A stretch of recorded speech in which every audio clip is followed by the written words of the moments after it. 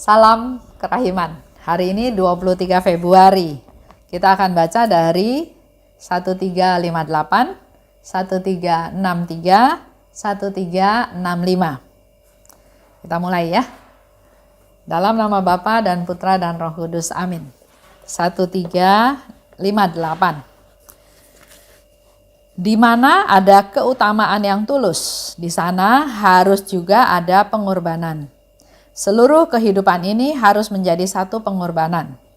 Hanya lewat pengorbananlah jiwa-jiwa dapat bermanfaat. Pengorbanan diriku sendirilah yang dalam relasiku dengan sesama dapat memuliakan Allah. Tetapi pengorbanan ini harus mengalirkan kasih Allah. Sebab segala sesuatu yang terpusat pada kasih dan mendapatkan nilainya dari kasih. 1363. Aku akan keluar dari retret ini dalam keadaan yang sama sekali sudah diubah oleh kasih Allah. Jiwaku mulai menghayati suatu hidup yang baru, dengan tulus dan berani. Memang secara lahiriah hidupku tidak akan berubah, dan tidak seorang pun akan memperhatikannya. Tetapi sekarang hidupku dituntun oleh kasih yang murni, dan secara lahiriah kerahimanlah yang menjadi buahnya. Aku merasakan bahwa diriku sudah sepenuhnya dirasuk oleh Allah, dan bersama Allah ini aku akan kembali ke kehidupan sehari-hari yang sedemikian menjemukan, melelahkan, dan rumit. Semua itu akan kujalani sambil berharap bahwa Allah yang kurasakan dalam hatiku akan mengubah hal-hal yang rutin itu menjadi sarana kesucian pribadiku. 1365. Oh kasih yang kekal, Engkau telah menyalakan hidup baru di dalam diriku. Suatu hidup penuh kasih, yang syarat. Suatu hidup penuh kasih. 1365. Oh kasih yang kekal, Engkau telah menyalakan hidup baru di dalam diriku. Suatu hidup penuh kasih dan hidup yang syarat dengan kerahiman. Topanglah aku dengan rahmat-Mu agar aku dapat memberikan jawaban yang pantas kepada panggilan-Mu, sehingga apapun yang Engkau kehendaki terjadi dalam jiwa-jiwa berkat aku, sungguh akan digenapi. Ya Allahku, aku telah menyaksikan cemerlangnya fajar abadi, maka seluruh jiwaku berlari menuju Engkau. Oh Tuhan, tidak ada lagi suatu pun yang menghalangi aku. Tidak ada suatu pun yang mengikat aku di bumi. Tolonglah aku, oh Tuhan, untuk menjalani sisa hidupku dengan sabar. Di hadapan keagungan-Mu, kurban kasihku bernyala tanpa henti. Tetapi sedemikian tersembunyi, sehingga hanya mata ilahi-Mu yang dapat melihatnya, ya Allah, dan tidak ada makhluk lain yang mampu menangkapnya. 23 Februari 1358. Di mana ada keutamaan yang tulus. Pertanyaan ini untuk kita semua juga. Di mana ada keutamaan yang tulus, di sana harus juga ada pengorbanan. Ada kaitan erat ya antara ketulusan dan pengorbanan. Misalnya, saya punya barang, saya memberi. Saya katakan saya tulus memberi barang tersebut. Ada pengorbanan dalam di pihak saya ya. Saya memberi, saya punya sesuatu 10 tadinya. Saya beri 5 berarti saya sisa 5. Milik saya berkurang 5. Pengorbanan yang lain, saya kan barang itu beli. Tapi karena saya memberi maka uang saya seolah-olah berkurang karena saya berikan kepada orang lain barang tersebut ya. Tapi pengorbanan ini saya rasa sakit enggak? Saya punya 10, saya kasih 5.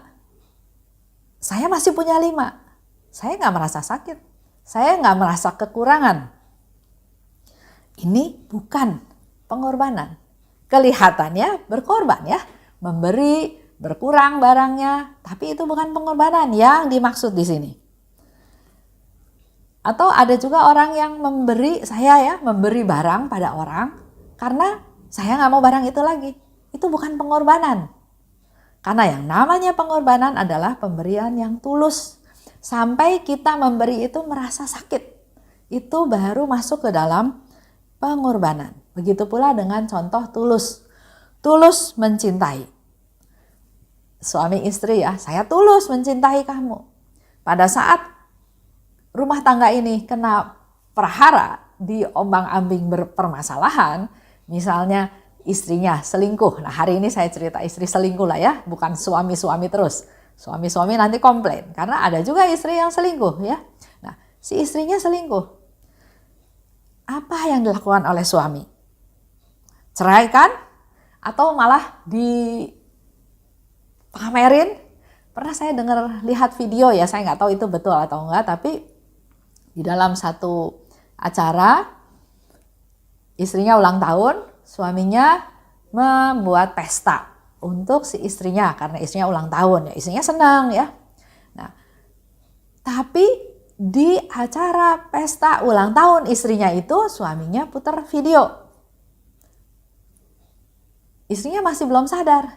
Nah, setelah video itu diputar, dia melihat filmnya, dia mulai mengenali cerita apa ini, dia mulai takut, dia mulai ketakutan. Karena ternyata suaminya memutar video perselingkuhannya si istri dengan laki-laki lain. Ini udah jelas nggak mencintai ya, mencintai dengan tulus. Dia marah, dia mempermalukan istrinya di depan para undangan. Memang istrinya salah, dia melakukan perselingkuhan, tapi si suami tidak menegur, tapi malah dia memutar video perselingkuhan si istri. Nah, sebaliknya, kalau suami ini suami yang sungguh tulus mencintai istrinya, kalau dia tahu istrinya melakukan kesalahan tersebut, pasti nggak dilakukan hal seperti itu. Kita bisa mencontoh siapa? Hosea, ya. Kita bisa mencontoh Hosea. Apa yang dilakukan oleh Hosea terhadap istrinya yang tidak setia? Itu dasarnya adalah cinta yang tulus. Ada pengorbanan, ada penderitaan. Seluruh kehidupan ini harus menjadi suatu pengorbanan. Itu yang dikatakan oleh Suster Faustina. Jadi kalau kita mengalami sesuatu penderitaan, kesusahan, maka ini udah langkah-langkah yang menuju kepada kehidupan kekal kita. Karena dalam kehidupan harus menjadi suatu pengorbanan. Jadi fokusnya bukan saya, tapi orang lain. Utamakan orang lain, pentingkan orang lain. Jangan memikirkan diri sendiri lagi, tapi pikirkan orang lain. Seperti yang Yesus ajarkan. Melayani, mencuci kaki, membasuh kaki murid-muridnya. Memberi, mengampuni, menghidupkan. Dia terus memberi. Bukan untuk kepentingan saya, tapi kepentingan orang lain. Begitu pula dengan Suster Faustina. Dia selalu berdoa, dia mati raga, dia berdoa silih, dia lakukan segala hal untuk keselamatan jiwa-jiwa orang lain. Bahkan dia katakan, Tuhan kalau bisa hatiku ini dipotong-potong sedemikian kecil, menderita juga nggak apa-apa, asal setiap potongan hati yang kecil-kecil itu bisa mewakili hati yang utuh dari orang-orang yang nggak bisa berterima kasih, yang nggak mau terima Tuhan, yang nggak mau kenal Tuhan, yang menolak Tuhan. Hanya lewat pengorbananlah jiwa dapat bermanfaat. Jadi itu ada urutannya ya. Kehidupan ini harus dipenuhi dengan pengorbanan. Kenapa? Karena dengan pengorbanan ini maka hidup kita baru bermanfaat, berguna untuk orang lain. Pengorbanan diriku yang dalam relasi dengan sesama dapat memuliakan Allah. Dengan melalui pengorbanan ini dikatakan hidupku bermanfaat dan ini bisa untuk dipersembahkan kepada Allah untuk memuliakan Allah. Pengorbanan ini harus mengalirkan kasih Allah yang tadi saya katakan ya. Jadi si suami istrinya selingkuh, dia pasti sakit hati, dia pasti marah, dia pasti merasa dihianati, merasa tidak dihargai. Marah, menderita, iya dia mengalami penderitaan. Tapi pada waktu dia memperlihatkan video perselingkuhan istrinya, Itu juga salah satu ungkapan dia menderita, tapi bukan penderitaan dasar dari hati yang tulus. Bukan menjadi hidup yang bermanfaat, karena malah merusak hidup istrinya yang pasti ya. Jadi malu, jadi ketahuan, juga yang selingkuh, juga mertuanya, juga saudara keluarga dari pihak si istrinya jadi malu semua melihat tingkah laku si istri seperti itu. Nah, sedangkan kasih yang tulus, jiwa yang tulus, yang berkorban untuk kepentingan orang lain. Jadi biar dia berkorban tapi bermanfaat untuk orang lain, untuk menyadarkan orang lain. Seperti yang tadi saya katakan cerita Hosea. Pengorbanan ini mari kita lakukan dengan mengalirkan kasih Allah. Bukan egois sakit hati diri sendiri, tapi melalui pengorbanan ini kasih Allah kita alirkan. Sebab segala sesuatu terpusat pada kasih dan dapat nilainya juga kasih. Kalau kita melakukan segalanya berdasarkan kasih Allah, maka segala sesuatu apa yang kita lakukan pusatnya kasih, maka yang kita juga akan dinilai oleh kasih. Pengorbanan ini bukan karena takut ya. Ada ya orang yang merasa takut. Jadi udahlah saya berkorban aja karena saya takut. Contoh misalnya disuruh mencuri. Ini cerita yang sebenarnya ya. Waktu itu saya kerja di salah satu bank. Kepala kasirnya melakukan sesuatu. Mengambil uang dari brankas sampai akhirnya ketahuan. Nah, pada waktu ditanya, kenapa kamu melakukan ini? Padahal dia ini oleh perusahaan akan dinaikkan pangkatnya, punya jenjang karir yang bagus karena memang kerjanya bagus. Tapi dia melakukan satu kesalahan. Kesalahannya yaitu dia mencuri, mengambil uang dari brankas. Waktu ditanya, kenapa kamu lakukan ini? Dia bilang, saya mencintai istri saya. Istri saya merasa apa yang dia punya itu kurang. Sehingga dia mendesak saya untuk bisa memberikan lebih. Dan karena saya terdesak, saya nggak bisa melakukan apa yang lain, maka saya terdorong untuk mengambil uang di brankas. Dan uang itu memang saya berikan kepada istri saya supaya istri saya bahagia. Tapi ternyata saya mengalami penderitaan yang luar biasa berat karena menanggung perbuatan dosa tersebut. Nah, di sini dia berkorban untuk menyenangkan istrinya. Tapi bukan pengorbanan seperti ini yang Tuhan kehendaki ya. Ini pengorbanan karena rasa takut. Pengorbanan ini harus dasarnya karena kasih Allah, bukan karena rasa takut. Ada lagi cerita, dia lakukan pengorbanan karena masa bodoh. Suaminya selingkuh, ya. Dia masa bodoh, biarin aja. Dia bilang ya, saya berkorban lah. Saya dihianati dia, saya dibohongin dia, saya ditipu sama dia, tapi saya nggak mau ribut. Udah biarin aja. Itu juga bukan pengorbanan, karena dasarnya bukan kasih. Membiarkan orang berdosa itu juga bukan kasih. Kita juga jadi ikut salah. Kita harusnya berusaha bagaimana caranya dengan dasar kasih Allah menyadarkan si suami supaya dia tidak melanjutkan dosa-dosanya. Ya, jadi jangan asal oh ya saya sudah berkorban. Ada dua contoh tadi ya. Korban karena takut istri, dia berkorban karena masa bodoh. Lanjut. Di 1363 kita harus punya niat. Begitu pula Suster Faustina. Dia bilang, kalau keluar dari retret ini, setelah selesai retret ini, saya harus jadi manusia baru.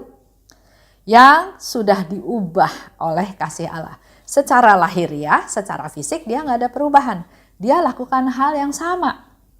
Tapi, secara rohani, secara apa yang tersirat di dalam hatinya dia melakukan hal-hal yang biasa itu dengan dasar kasih. Dikatakan di situ, dia dasarkan dengan kasih yang murni, tapi secara lahiriah buahnya adalah kerahiman. Jadi apa yang dia lakukan semuanya sama, tapi dasarnya kasih dan buahnya itu adalah kerahiman. Kerahimanlah buahnya, dikatakan seperti itu ya. Dalam kehidupan sehari-hari di biara ya, menjemukan, melelahkan dan rumit. Mungkin nggak hanya di biara aja, dalam kehidupan kita sehari-hari juga kita mengalami hal yang sama. Apalagi masa pandemi sudah 1 tahun, kita di rumah saja, ya.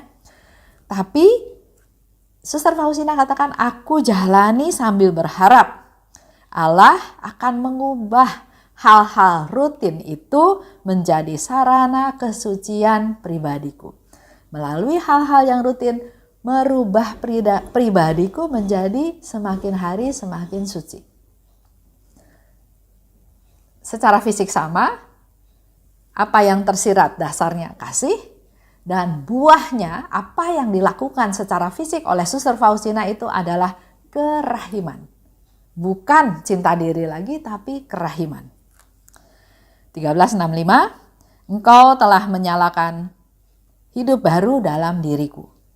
Hidup penuh kasih, hidup yang syarat dengan kerahiman. Agar aku dapat memberi jawaban pantas atas panggilanmu. Kita semua dipanggil oleh Tuhan dengan panggilan-panggilan yang berbeda-beda. Tapi di sini Suster Faustina bilang, saya mau melakukan segala hal itu dengan penuh kasih, dengan kerahiman supaya saya pantas menjawab panggilanmu sesuai dengan saya dipanggil Tuhan untuk A, dan saya lakukan hal tersebut dengan baik, dengan dasar kasih dan kerahiman. Sehingga apapun yang engkau kehendaki terjadi dalam jiwa berkat aku, ada yang Tuhan ingin kita lakukan untuk jiwa-jiwa orang lain. Bukan hanya Suster Faustina, kita semua juga punya tugas yang sama. Pasti Tuhan memakai kita sebagai alatnya untuk keselamatan jiwa-jiwa orang lain. Nah, di sini Suster Faustina katakan supaya jiwa-jiwa orang-orang tersebut berkat aku, karena aku, maka jiwa tersebut sungguh merasakan rahmat Tuhan. Digenapi. Jadi aku punya tugasku untuk keselamatan jiwa-jiwa tersebut, dan aku mohon melalui aku keinginan Tuhan itu digenapi. Tolonglah aku, oh Tuhan, untuk menjalani sisa hidupku dengan sabar. Kita semua masih hidup dengan segala macam hal masa depan yang juga kita belum tahu, tapi kita belajar juga dari Suster Faustina, kita minta Tuhan, tolong aku untuk menjalani hari-hari hidupku ini dengan sabar. Itulah kekuatan yang luar biasa yang Tuhan berikan kepada kita. Kita akan bisa melewati hari lepas hari dan keluar sebagai pemenang. Tutup ya dalam doa. Sebelum saya tutup dalam doa, saya mau kasih lihat satu buku ini.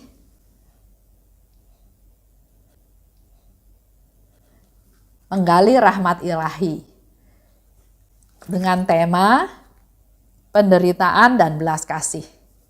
Ini sudah dibahas bersama-sama pada bulan Mei tahun 2020, tema tentang penderitaan dan belas kasih. Karena memang ternyata justru Tuhan melalui penderitaan, disitulah rahmat belas kasih Tuhan melimpah luar biasa buat kita semua. Buat Bapak Ibu yang berminat nanti bisa hubungin saya, karena di situ dikatakan oleh Yesus ya, semakin besar kepapaan suatu jiwa, maka semakin besarlah haknya untuk memperoleh kerahimanku. Ini janjinya Tuhan. Buat Bapak Ibu yang saat ini sedang menderita, jangan kecil hati. Karena dalam beberapa hari ini kita juga bahas tentang penderitaan itu ternyata sangat bermanfaat dan membuat kita bisa menjadi hidup semakin suci. Dan di sini ada jawaban-jawaban di mana setiap ada penderitaan, ada rahmat belas kasih yang Tuhan limpahkan pada kita. Kita tutup ya dengan doa. Dalam nama Bapa dan Putra dan Roh Kudus. Amin. Oh luka kerahiman, oh hati Yesus, sembunyikanlah aku di dalam lubuk hatimu. Laksana satu tetes darahmu sendiri. Dan jangan biarkan aku terlepas dari situ selama-lamanya. Kurunglah aku di dalam lubuk hatimu, dan ajarlah aku mencintai Engkau. Tuhan, mampukan aku memahami sepenuhnya siapa dirimu. Bawalah aku masuk ke dalam rengkuhan mesramu, sejauh itu dapat ditanggung oleh kodrat insani. Amin. Dalam nama Bapa dan Putra dan Roh Kudus, amin. Salam kerahiman.